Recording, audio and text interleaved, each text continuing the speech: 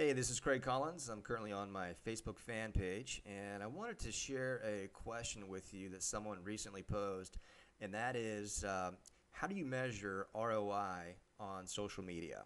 So, how do you know when you have a successful social media campaign? Thought that was an excellent question, so I wanted to create a video to share it with everyone else. So, really, when it comes down to it, social media is marketing. Okay, if you're using it for business, it's no different than any other sort of marketing that you do, whether online or offline. All marketing comes down to testing and tracking. All right, so you've got to constantly test your message. You've got to track so that you can correct course along the way once you have a message that is resonating with your target market. So one of the tools that I love for managing and tracking my social media campaign is a service called Bud URL. And with Bud URL, they will send daily statistics and a summary at the end of the week to show you which links receive the most clicks, okay, which is what we're going to use to track our campaigns. So for instance, on November 19th, we can see that this particular link, which was a webinar, received 240 clicks, a blog received 143, another article received 114, and so on. Okay, so fantastic service for tracking which links are receiving the most clicks. All right, so how would you use this for your business? Well, what I'm going to do is I'll just show you one of the sites that I have that I promoted recently, which was a social media workshop. This has already been passed, so I'm not going to promote this, but if this was a future workshop, or it may be your website, or whatever online site you want to promote, go to that site, copy the URL, go to Bud URL, and I'm going to add a new Bud URL. Alright, and I'm going to shrink that link, and I now have a new URL which I'm going to use to promote that site.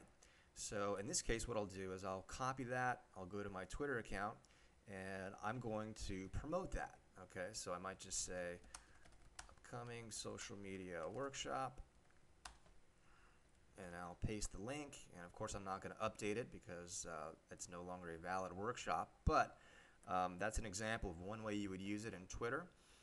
If I wanted to promote this on my Facebook fan page, for instance, I would do the same thing. I'm going to copy that link, go to Bud URL, and I'm going to shrink that link again. And now I've got another unique URL, which I would use on, for instance, my Facebook fan page. Okay, and I'll say the same thing. Coming social media workshop. All right, and then I would share that with everyone on my Facebook page to promote that particular website. So, and I'll also do the same thing on my blog. I'll do it on the other social media sites that I have. I'll create a unique Bud URL so that I can track which sites are receiving the most clicks and which messages are receiving the most clicks. Okay, and at the end of the day, Bud URL is going to let me know how many clicks I received. And then maybe the following day I'll change up that message a bit. Okay, so maybe on the next day I would write a message like, don't miss the upcoming social media workshop.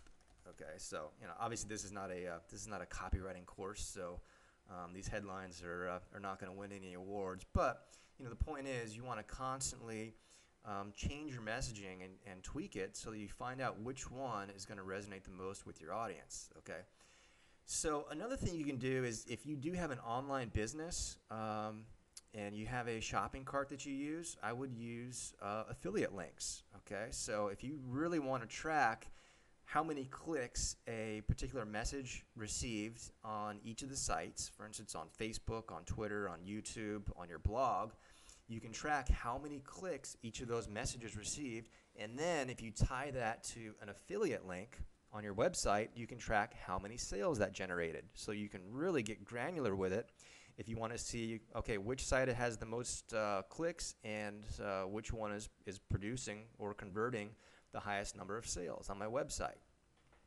Now, if you have an offline business, you can apply the same strategies. Okay, so for instance, if you are in real estate, and I'll just use this as an example, I'll go to my YouTube. I've got a YouTube video here, which is promoting a condo on the beach, 60-second video, and at the end I've got a call to action, okay, call for appointment. So if you want to be able to track the people that are calling from this particular ad, you want to add an extension to that. So I would create an 800 number. You can get an 800 number for $5 a month and set up multiple extensions for it. Okay, so on YouTube, I would create, the 800 number and then dial extension 1. And then on Facebook, you create the 800 number, dial extension 2. On Twitter, it's extension 3, and so on. Okay, so that you can track which sites people are calling from. So, again, it's no different from offline advertising. If you were to send out a direct mail campaign to people, you're going to test your headlines or messages by asking people to call an 800 number and select a specific extension, or you may ask them to use a coupon code. Okay, so just apply those same strategies with your online advertising through social media so that you can continually track which campaign, which medium is working. Okay, so that's it for now. Just wanted to share with you real quick how I track ROI and how I implement it in my social media business. So hopefully this helps, and we'll talk to you soon. Thanks.